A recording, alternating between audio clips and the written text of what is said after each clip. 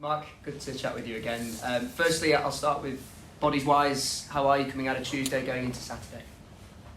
Okay. No falls. No, we're in decent shape. Obviously, had the bonus of Abu Issa getting 16 minutes, which was real fillip for him and for everybody. So, yep, we've got a lot available. And Scott as well, just coming back? Yes. Obviously missed, not quite sure how many games, 4 or 5 games. And, important to get him back as well. Gives me good options. Once again, wide areas, got a lot of guys that can do the job that I want them to do. How close is Abo to being included maybe for Saturday? A little way away at the moment, but obviously for him it was the importance of just getting minutes under his belt. That was the key thing from his and our point of view, so he's been able to do that. He's been trained for a number of weeks, played behind closed door game a number of weeks back and had 60 minutes then, but then got a slight reaction, so we had to take a step back. So he's back where he was a few weeks back, so it's about just building up his match fitness and try and give him minutes when we can. Similar question, how close is Jamie Walker? Jamie's doing really, really well. He's on the grass now. We're hopeful. Touch wood. I don't like giving too much of a time scale because you can disappoint players if they don't quite get there. But I think it's realistic to say that he's probably going to be back within the training group in the next 3-4 weeks. So if not sooner. So that's really great news for everybody. His rehab's gone really, really well. Touch wood, no setbacks up to this point, so hopefully that will continue. And he's very close. Just finally on the bodies from Liam Rydalls. Liam's still.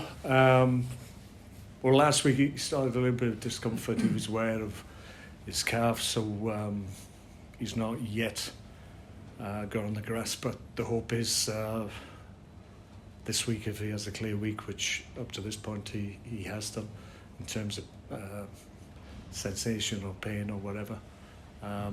He's had a clear week this week, so hopefully next week we can start him on the grass. Just going back to Tuesday's result and performance, I know you said afterwards that you were pleased with the attitude shown by the players to stick at it in a game that had incidents that maybe didn't go your way, with some good strikes and whatnot. Mm-hmm. You've also spoken about how, while it's a competition you're taking seriously, it's still an opportunity for so-called fringe players to at least show their worth and maybe try and stake a claim. Do you feel like any shone from performance level? I think it showed that some of the guys needed a little bit of game time. I think that was obvious. Obviously, it's not the starting 11 that we've had in recent weeks. So it was, in terms of personnel, it was a team that been put together, but they obviously play every single day in training, so it shouldn't have been too problematic. I think we just had the setback, obviously, of morning. We had the thing of, obviously, the opening goal just give us a setback. A fantastic strike by the lad. I don't think he's got a reputation for doing that, so he was quite pleased. Obviously, it was a fantastic goal. Nothing Harry could do about it.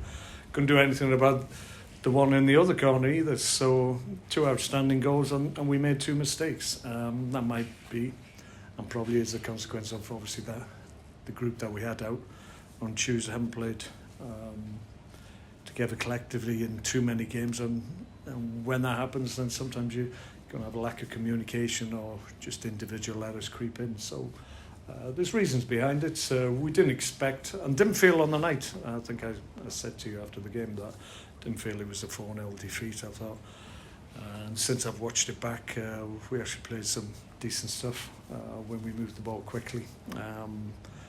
But on the night, we were second best. We were behind them in terms of what they produced and what we produced. So you take that on the chin, but thankfully results elsewhere went for us, and we're in the hat again. So we'll keep on trying to stay in the competition. It's important for us. When you have such a large squad that you do, and strength in depth and options that you have available to you, is that one of the hardest parts of football management, keeping people busy, keeping them up to level as much as you can? Yeah, you can have difficulties with that, but I'd like to think that everybody in the first team squad feels valued. Everybody's, I've said many times, going to play a part, and we've used predominantly most of the squad up to a point. So it is part of the management of the group, but we include everybody. We have big numbers in training, but obviously the way we train and the quality of coaching that we give them enables us to deal with whatever numbers that we have, and we always get quality work from them, irrespective of maybe on occasion not having the ideal numbers. We'll mix and match, and it's all multiples of 3s and 5s anyway, so it doesn't really matter if you've got 3 extra or 3 less or 4 or 5, whatever. It's all about a numbers game and making sure that you can still do the same work irrespective of the numbers. I want to ask you specifically about one of those numbers who has come in, given an injury to Liam Randall, that of Matty Foulds at left back, and I was going to say deputised, but I feel like that might be a little harsh on him now, given how well he's performed. He's coming with great plaudits from pundits, fans alike. He's played exceptionally well. I think there's a marked difference in his work from last year towards the back end, and he played exceptionally well during that period as well. So really pleased for him. He's worked exceptionally hard, and I think he looks stronger physically as well, and I think that's helping his general play. He looks really strong, and he's got a good presence on the pitch now.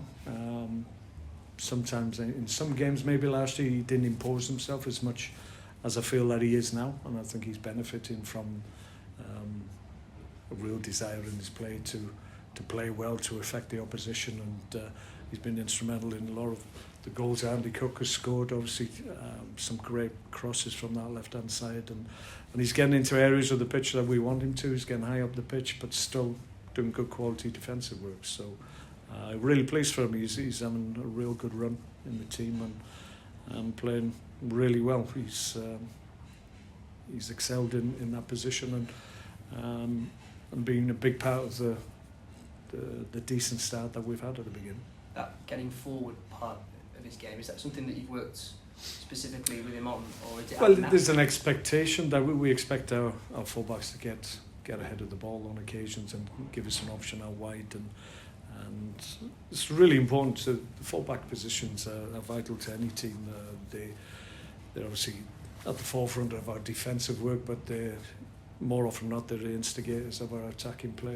Invariably, the ball out to your fullback is an out ball that you're always looking to use because they can get up the pitch quite quickly from those areas. So, huge part of any team is the proficiency of their fullbacks. We've obviously got Alex Gilliard back now, available from a league perspective. I know obviously he played on Tuesday, but again, Riley's came in and deputised very well. It's a good headache to have. Yeah, absolutely. And that's credit to the guys that have been out of the team. They're fully engaged in what we're doing, and even if they're not engaged or not part of the match day squad, they're training the whole week leading into the game, so they're ready if needed.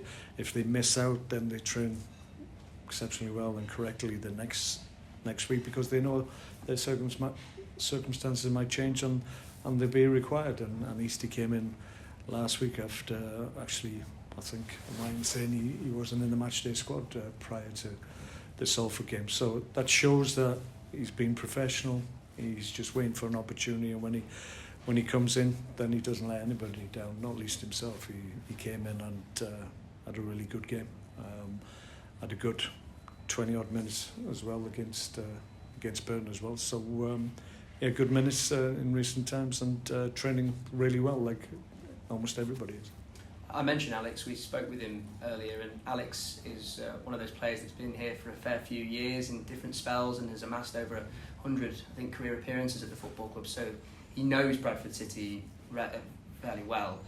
We asked him to compare how this current setup is compared with other previous ones, and he spoke of a real clarity in approach and plan that you guys have set out. How important is that for both you and England, getting that message across clearly? Well, it's important for the players that they understand what's required and what myself and Glenn demand of them. I'd like to think there's no real grey areas.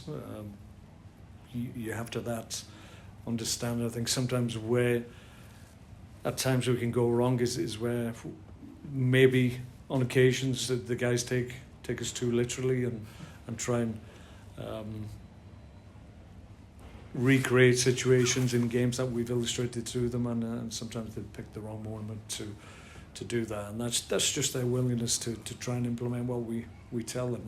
On occasions they'll pick the right moment with the wrong skill, and vice versa. It's just a knowledge of what we're doing, but it's all about repetition. The more we do it, the more we play together, the more we train together, those things that we do on a daily basis become ingrained, and the best teams are the ones that do most things automatically without real thought to the consequences of how hard it's going to be or affect you physically. You just do it because you've done it automatically in training, and you recognise situations and what you need to do in those situations. So it's good that the guys understand that. Yeah, there's a real understanding of how we want to play and which way we want to go. As always, the players have to embrace that. We can tell them until we're blue in the face, but if they don't want to do it or don't want to implement it, and if I don't see it from training being transferred into match days, then we've got a problem. But I've never seen that from this group. They're really receptive.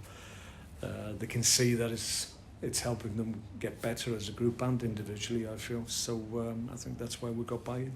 Grimsby next for you, and another difficult away game. Salford was difficult enough, but Grimsby similarly 2 points below you in the table. What do you expect from them, and what kind of game do you expect? No, they're doing really well on the back of a good run. So another challenging game, and there's a whole group of players around us in terms of points.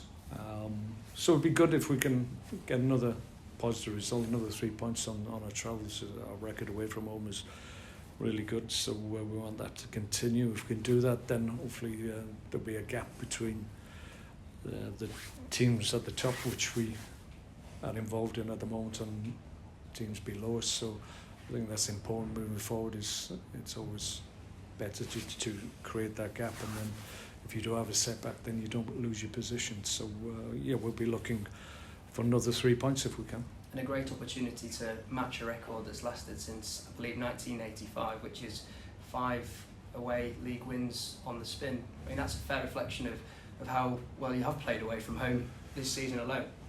Yeah, we're doing really well. It doesn't matter what level you play at. Away games and away wins are really difficult to come by. So for us to be able to do that, in all the games, there's periods where we come under pressure because we're the away side. So it's unrealistic to think that you can dominate from start to finish in away games. But for the most part, we've been the dominant team. We've been able to have those moments in games where we're under a little bit of pressure, but we can come out the other side and just regain that control. And that's what you have to do. You've just got to, at times when you're not quite where you need to be as a group, you just got to dig in and see those periods through. And I think we're getting better at that, if I'm honest.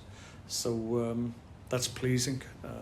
Away performances and results clearly is going to be a big factor in whether or not we're successful this year. So to get some good results on the road so early is a good positive for us. It feels like an obvious thing to say, but you started so well against Salford. How crucial is it that you similarly start well at Grimsby? Yeah, I said prior to the game, the difference, obviously, the way we need to play against Salford has to be a marked difference in terms of how we started against Stockport, and it was, thankfully, because we talked about it, we'd shown them, we worked on it in the week, we had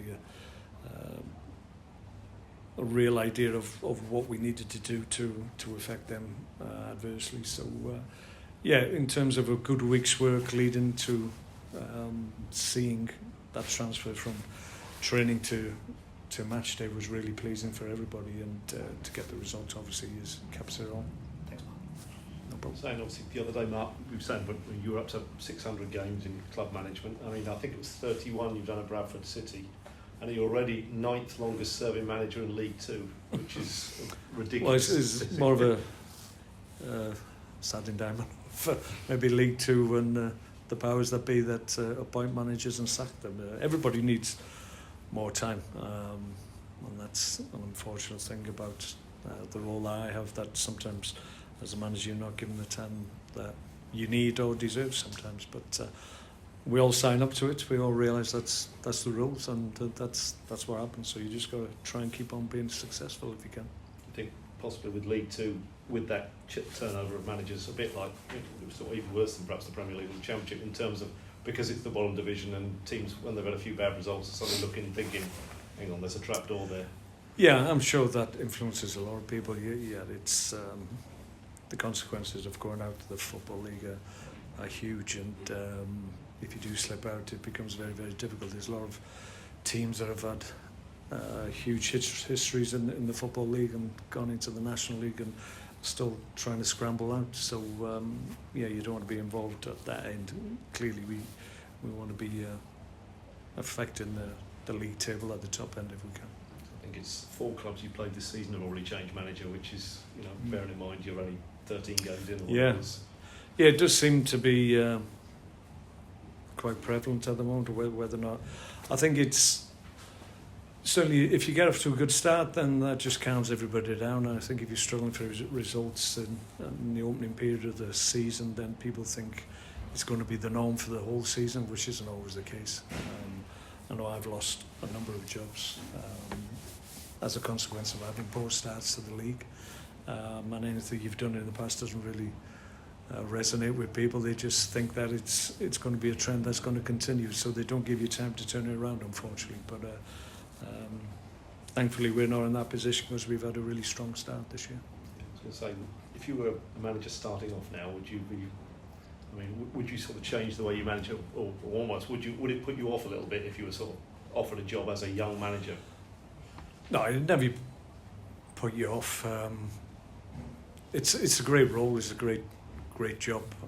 I've been very fortunate. I've done it for 600 games, as we already mentioned. So I'm really proud and grateful that I've been able to do that. But it doesn't beat playing. I've said this many times. It never beats actually putting the boots on and affecting the game actually on the pitch. But it's the next best thing. You still have the same emotions. Your emotions as a player are similar, but they're in different percentages, and you can enjoy maybe your own personal triumphs as a player more than you can as a manager. I think sometimes if you have got beaten as a player and you get beat, but you've scored a couple of goals, you can console yourself with a good performance, but it doesn't make any difference as a manager. If you get beat and it's your fault, so that's how it is. But it's the next best thing, so I'm grateful that I've had a good playing career and a good management career. I mean, obviously when you make the transition from player to manager, and obviously you started off in sort of a player manager role, didn't you, in Wales? I mean, when you sort of become 100% in the dugout, is that transition period a little bit tricky at times, because as you say, you're so used to being out there? Yeah, I think I've said this before. I had the best possible start to being a manager, in my view, being an international manager, because truth be told, I didn't particularly know what I was doing at that point. I was very much still thinking like a player, and I can understand why players going straight from playing into a management job can struggle, because it's a completely different mindset and